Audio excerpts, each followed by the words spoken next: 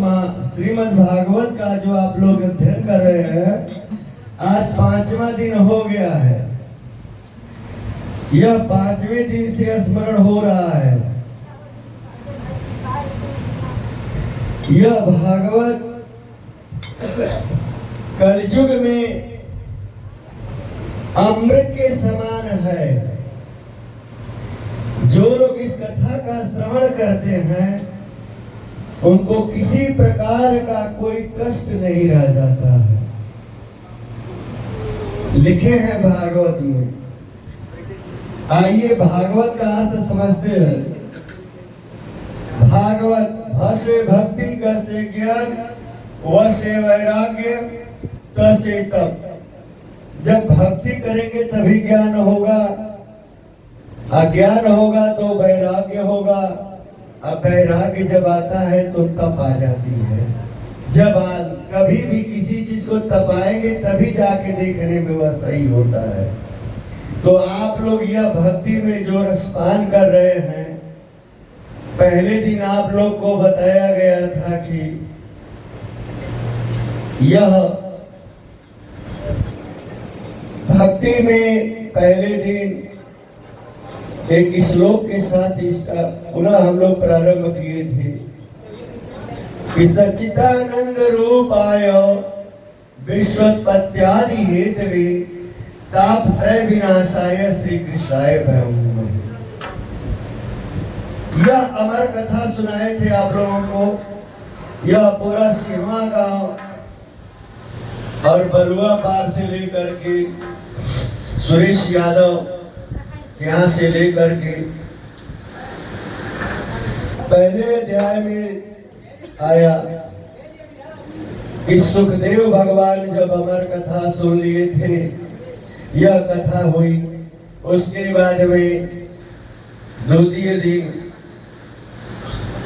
धुंधकारी गौकर्ण की कथा हुई। तीसरे दिन यह कथा आ गई भक्ति, ज्ञान और वैराग्य के ऊपर कि ज्ञान वैराग्य लोग तो हो रहे थे, उन लोगों की कथा श्रवण किए आप लोग। चौथे दिन की कथा है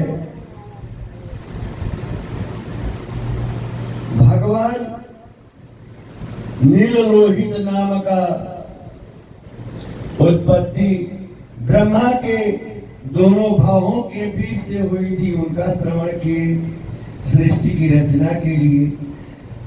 यह उसके बाद में आप लोग श्रवण किए कि पृथ्वी पर मनुष्य कैसे आए, यह कौन था। तो मैंने बताया था कि ब्रह्मा के 2 भाग में हुए। बहुत सोचने के बाद तो मनु और शत्रुपा का आगमन हुआ।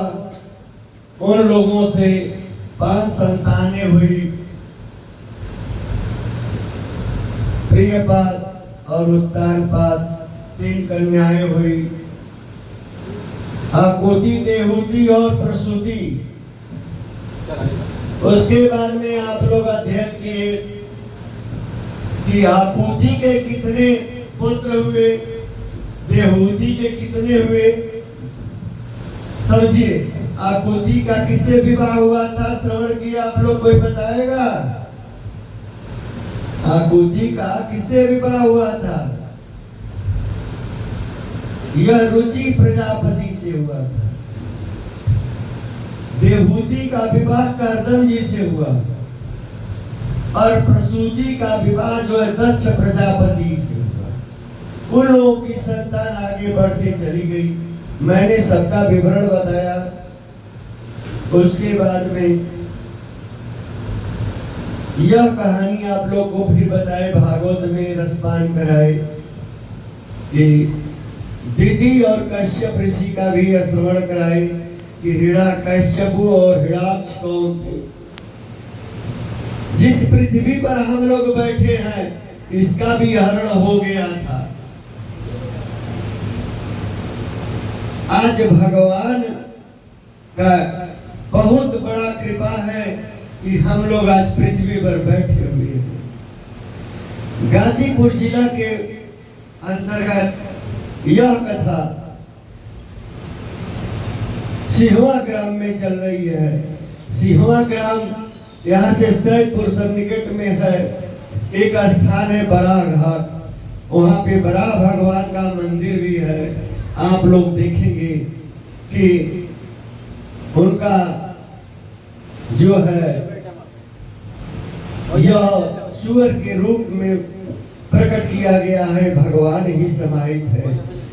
वह बड़ी धरती बड़ी शक्तिमान है, वहां पर कोई भी जाके दर्शन करता है उसका तत्काल कल्याण हो जाता है। उसके बाद में हम लोग दर्शन किए। आज जो है निकट समय आ गया है, हम लोग अब समय में आ गए। अब परीक्षण का समय आ गया। सती अनुसुईया का अत्रि भगवान से जो विवाह हुआ, सती अनुसुईया से, आज उनका कथा श्रवण हम लोग करेंगे। यह कथा आप लोग पूरा श्रद्धा पूर्वक सुनेंगे कि इसमें भगवान भी बाल्य रूप पकड़ लिए और स्त्री में इतना शक्ति होता है कि वह जो चाहे वो कर सकती। इसी को कहा गया है कि मातृदेवो भव, कहा गया पितृदेवो भव। हमारे जो माताएं बैठी हुई हैं, जो अभी नहीं आ सकी हैं किसी कारणवश, वह इस पंडाल में आकर के अपना स्थान ग्रहण कर ले, क्योंकि यह सती की जो आज भागवत में हम लोग यह स्कंद की जो श्रवण कर रहे हैं, पंचम स्कंद की, यह स्कंद आप लोगों को जो सुनाया जाएगा बहुत बड़ा मार्मिक है। मैंने नाम बताया अत्रि ऋषि का। यह अत्रि ऋषि यह और सती अनुसुईया का नाम लिए। यह लोग पहले पहाड़ पर रहते थे और नर्मदा नदी के किनारे यक्ष नाम पर्वत पर यह वर्षों तपस्या किए अत्रि ऋषि। सती अनुसुईया उनके साथ रह गई हवा पानी पी करके। बताइए आज 24 घंटा अगर भोजन न मिले आदमी को तो आदमी तड़फड़ा जाता है। हमारे साथ एक पंडित जी यहाँ बैठे हुए हैं, उनको कल फलाहार न मिला तो शिकायत की कि पंडित जी आप एक लगातार चला रहे हैं का भागवत।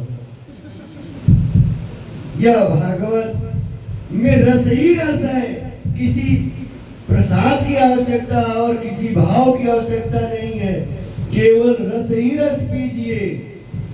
अत्रि ऋषि अनुसुईया यह नर्मदा नदी के किनारे यक्ष पर्वत पर जो है यह वर्षों रह गए। शतक माने 100 होता है, शतकम 100 वर्ष तक रह गए और तपस्या किए। इतना तपस्या किए कि वह आज भागवत में जाने जाते हैं। बहुत बड़ी महिमा है। आइए आज कथा को श्रवण कराते हैं। एक बार की बात है, यह सती इतना सत्यवती थी कि सब लोगों को, ब्रह्मा विष्णु रुद्र को भी उन लोगों की पत्नियों को खल रहा था कि एक स्त्री इतना बड़ी तपस्विनी कैसे हो गई। आप गांव में एक कथा बचवाइए। तो श्रोता कितने प्रकार का होते हैं? आज यहाँ श्रोता कितने प्रकार का आए हैं? 3 प्रकार के। कौन कौन श्रोता होते हैं? एक होता है श्रोता, 3 प्रकार का बताया ना। तो एक होता है श्रोता, एक होता है श्रोता, एक होता है श्रवता।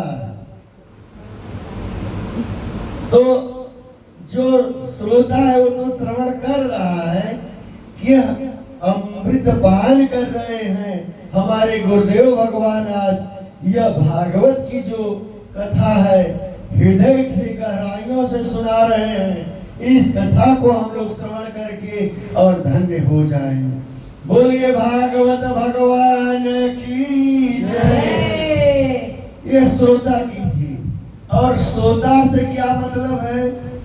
श्रोता आया कि राम लक्ष्मण की पत्नी हमारे घर जाती थी, चलो मैं भी चली जाऊं और वहीं जाके सो जाऊं क्योंकि थकी हूं। तो आकर के अपना पंडाल में सो जाएगी। उससे कथा से कोई मतलब नहीं है। केवल एक श्रोता होती है, एक श्रोता होती है। श्रोता माने क्या होता है कि वह ये दीदी बड़ा दिन के बाद मुलाकात भैल है, तोरे भैंसिया लगे लेकिन तोरे देवर गाड़ी देवे का। वह इधर उधर की बात करना शुरू करेगी और कुछ देर के बाद करेगी, अरे पंडित जी जो आए हैं कथा बाज रहे हैं, क्या वो अच्छे हैं? बताइए। उसको इधर उधर की बातें ही समझ में आ रही है।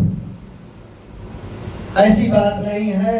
आप लोग प्रेम पूर्वक सुने। कथा हृदय की गहराइयों से सुनाया जाएगा और जो लोग अमृत पान कर लगे वो कभी कलेश नहीं रह जाएगा। तो प्रेम से बोलिए भागवत भगवान की जय। बोलिए सती अनुसुईया माता की जय। तो सती जो थी इतना बड़ा तपस्विनी थी। नारद जी खेल कर गए। नारद जी हमेशा हर कामों में इधर उधर चलते रहते हैं। कैलाश पर्वत पर नारद जी पहुंचते हैं। नारद जी महादेव भगवान अपना कैलाश पर्वत पर ध्यान लगाकर बैठे हुए हैं और पार्वती सती जी जो थी, सती जो अपना पूजा करके उठी, एक लड्डू लेकर के नारद जी को पकड़ाई कि यह प्रसाद ग्रहण करो। उसके बाद में नारद जी प्रसाद लिए तो कहे हैं, सुनिए हमारी बात। नारद जी क्या कहे हैं? प्रसाद सती जी जब दी है महादेव की पत्नी, तो कहे हैं नारद जी, अरे इससे तो मीठा जो है सती का लड्डू है, आपका तो मीठा उतना नहीं है। अब बताइए, उनको तो एक औरत के सामने उसकी बुराई करेंगे, वो भी सती माँ है। यह जो हमारी महादेव की पत्नी जो है, यह तुरंत बोलिए कि हमसे वह सती अनुसुईया इतना मीठा लड्डू खिला दी है। कहा कौन सी है वो, कहाँ रहती है? कहे कि आप तो सती है लेकिन वह जो है महासती है। कह करके अपना नारद जी वहां से चल देते हैं। अब एक औरत की जब अवहेलना होती है ना भैया, वो अब चैन से कहा बैठे 24 घंटा उसके दिमाग में चलना शुरू हो गया। अब महादेव जी जब अपने ध्यान से उठे हैं तो कह रहे हैं, सती पहुंची हैं, कह रही हैं, महादेव कोई सती अनुसुईया है जो बड़ा तपस्विनी है, हमसे भी अधिक हो सकती है। नहीं, आप उसका जा करके तपस्या नष्ट कर दीजिए। महादेव कहे, हंसे। देखिए, जब बड़ाई पति की पत्नियां करती है ना, तो कोई न कोई काम लेना होता है। जो औरत अपने पति को जी 3-4 बार कह दे, समझ लीजिए कि तो पैसा मांगेगी या कोई काम कराएगी। राम लक्ष्मण जी, आपको पता हुआ है कि नहीं अभी तक?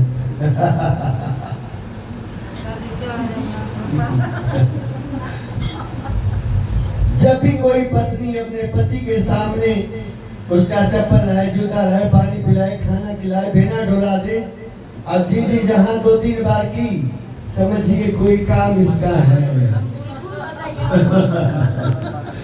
उसके बाद में तो अपना बात सुनाएगी। तो महादेव के सामने अपना सती जी जो है बात रख दी है कि अरे हमसे वो तपस्विनी हो गई है, इस जगत में हमसे बड़ा कोई तपस्विनी है ही नहीं। अब महादेव को एकदम कान भर दी है। महादेव जी जो है अपना मन सोच रहे हैं कि पत्नी की बात कैसे टारे, ये तो हमारी पत्नी है और उधर वो भी तो तपस्या की है। चलो फिर नारद जी पहुंचते हैं ब्रह्मा के पास। ब्रह्माणी वहां बैठी हैं, ब्रह्मा तपस्या कर रहे हैं। नारद, यह ब्रह्मा की पत्नी का नाम क्या है? ब्रह्माणी। तो ब्रह्माणी से कहे हैं वो प्रसाद, वो भी लड्डू दिए हैं, तो लड्डू ले लिए और वही बात पुनः दोहरा रहे हैं नारद जी। कहे कि आपका लड्डू तो मीठा है, लेकिन सती अनुसुईया जैसे मीठा नहीं है मां। तो कहे अरे मैं सृष्टि की रचना करने वाले की पत्नी हूं, ब्रह्माणी, जो ब्रह्मा पूरी सृष्टि को रचे हैं, आप ऐसे कह रहे हैं? का नहीं, आप जो हैं